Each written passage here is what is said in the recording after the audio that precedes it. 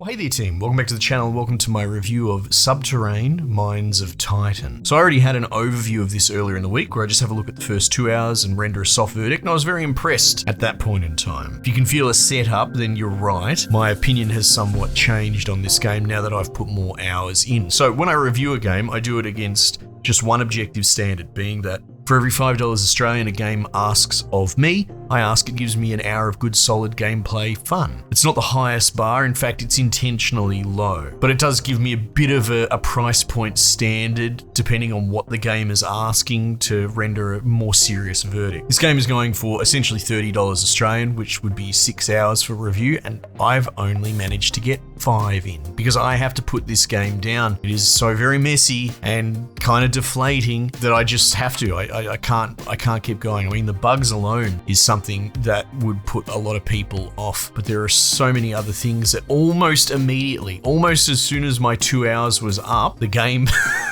just unleashed all these problems upon me. So to be clear, the first 2 hours you're pottering around learning the ropes of the game. You don't really go down the main mine shaft. You have, I suppose you could call it like a practice area. The idea that the main mine is locked off because of the monsters in it, and the people there have just been sort of subsisting by looting the one little cave nearby. It's kind of a starter area.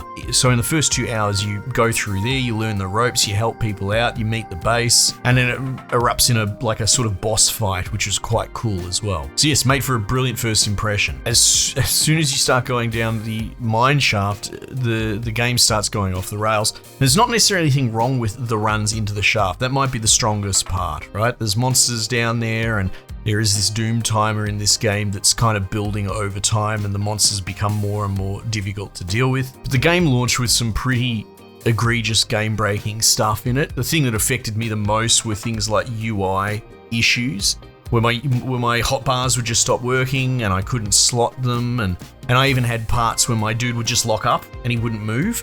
It felt almost like I was stuck in an overlay or a menu that wasn't there, so no mouse input, no nothing would work, and that would just keep happening. And the only way to fix that was reload the save state. And so that happened so many times, but you come to realize that the UI, specifically when it comes to inventory management, is just very, very fiddly. I mean, I suppose it is exacerbated by the fact that I essentially stopped using my hotbar because it decided to stop working so much. But each subsection of your inventory has its own page that you scroll through.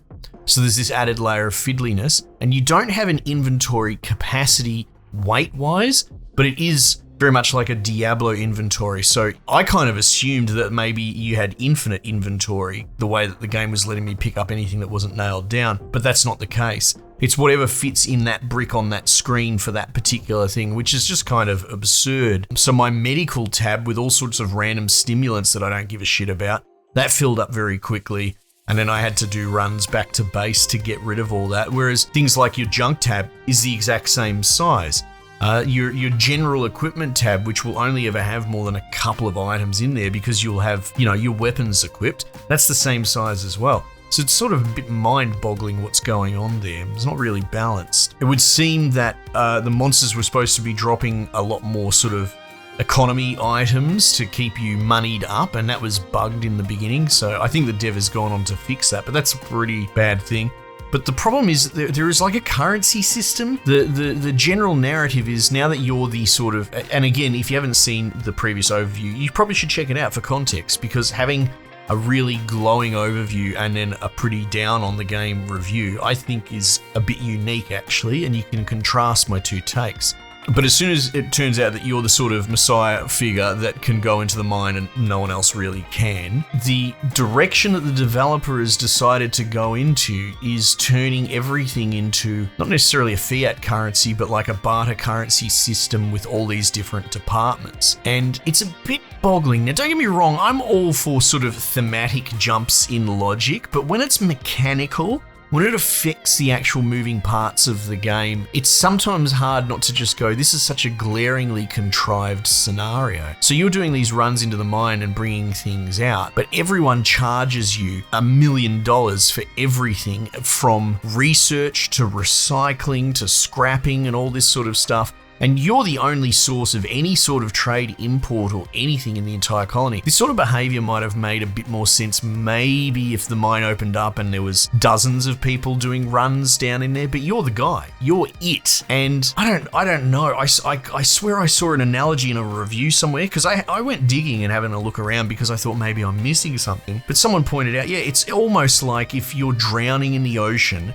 and someone throws you a rope to save you, but you charge them for the privilege of saving them. Like, that sort of summarizes how this feels. So just to engage with anyone, any mechanics or anything like that, you're bringing back all this junk to be scrapped and recycled, and it's a humongous premium. If you've read the patch notes, apparently the dev has changed that and changed it so it's free. Now this raises a few issues, namely that patch hasn't been implemented in any way. What has happened is the display for part of it says, if you look at scrapping in the menu, it's now doesn't have a price point attached to it. But then when you click on the item, it does have a price, and you can't scrap it because of a price. I think people were musing that it might be because you're still stuck in an existing save. I'm not restarting the game. No, not after all these hours that I've put in. But I'm pretty sure that's the case actually, that they've just, the developer has changed a UI element and it hasn't actually implemented the mechanic. Now, that's probably going to change in the next few days when he realizes. But this raises a bigger issue that I sort of have with a lot of the developing alongside community, inside Discords, and early access to a point. And this might be a little bit of a hot take, because I argue against the agency of players manipulating and telling a dev how it should be. I truly think that you should have your cool game idea, you should launch it, and honestly, if it's a shit idea, if it's a bad game, your game should probably just crash and burn, and then you should learn from that next time you develop a new game and be done with it. I don't really like the shift in culture of changing things after launch. There is a certain level of bug fixing I can get around, but the idea of, oh, I launched my game and I missed the mark with my avant-garde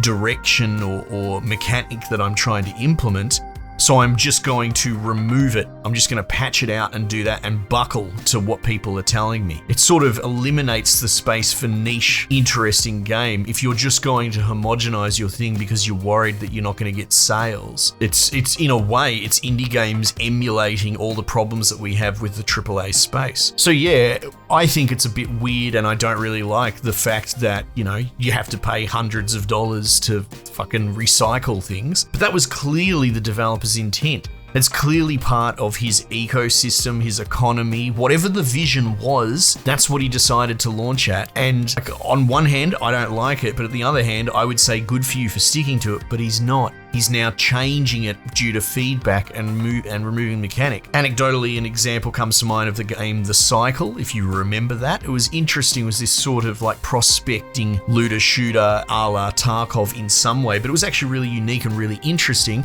But the developers weren't happy with the popular uptake, and they kept changing it, and they just removed everything unique from it and tried to turn it into basically a boring Tarkov clone. And they succeeded in that, which resulted in their servers being shut down. If this is the precedent that this dev has set, that they're just going to respond to feedback against their original mechanics by removing them whole cloth, I need to stop and review the game now, and I don't really want to keep playing it. Not if it's going to be a radically different game 6 months from now because the dev has decided to buckle from pressure. Again, I'm not even necessarily saying I enjoy or agree with the mechanic, but I enjoy very much less a developer that folds as opposed to sticking to their vision. One other thing that I will just throw in on the end as well, I had a little bit of a rant about how I really, really love the concept here. And look, I think there's probably a brilliant game buried deep down in here somewhere, but between the bugs and the developer willing to give ground on his vision,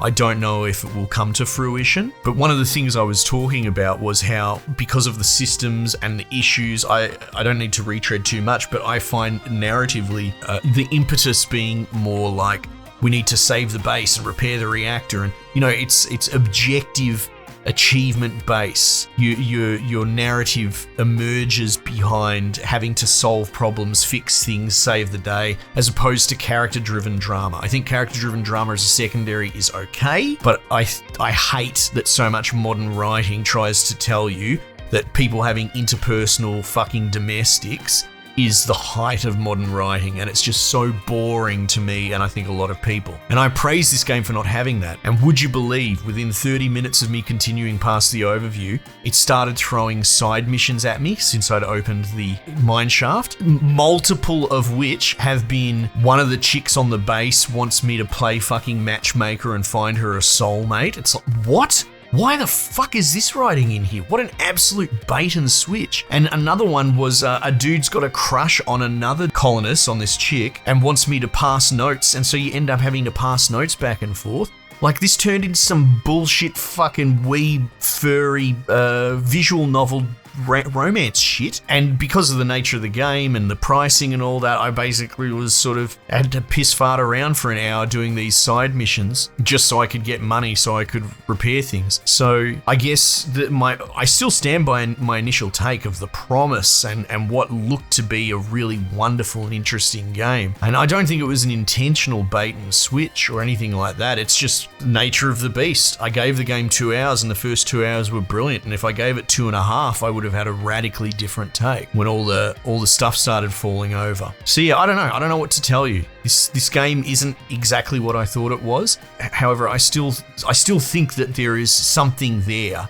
It's just buried deep down in there behind essentially a developer that can't get out of their own way. So maybe wishlist it and sit on it and keep an eye on its development for 6 to 12 months. But again, and we'll start to wrap this up, we're in a time where there are brilliant games coming out all the time. Already, we're at the beginning of the year, which is usually a bit quiet, and I have more games on my table to review than I possibly can already, and it's not going to stop every week. So to go, your game kind of fucked up its launch, and maybe we'll keep an eye on it and see what it looks like in 6 to 12 months, and if it resolves itself, is kind of an unreasonable thing to ask from a consumer in this current market, when what they probably should do is just go across the street and buy bloody Outcast or something like that and have a gay old time playing that instead of just waiting for someone to fix what should have been fixed at launch. Anyway, I'm not trying to go too hard on the game, but I still wanted to get these thoughts across. Like I said, if you are hyped about the concept, which, you know, I still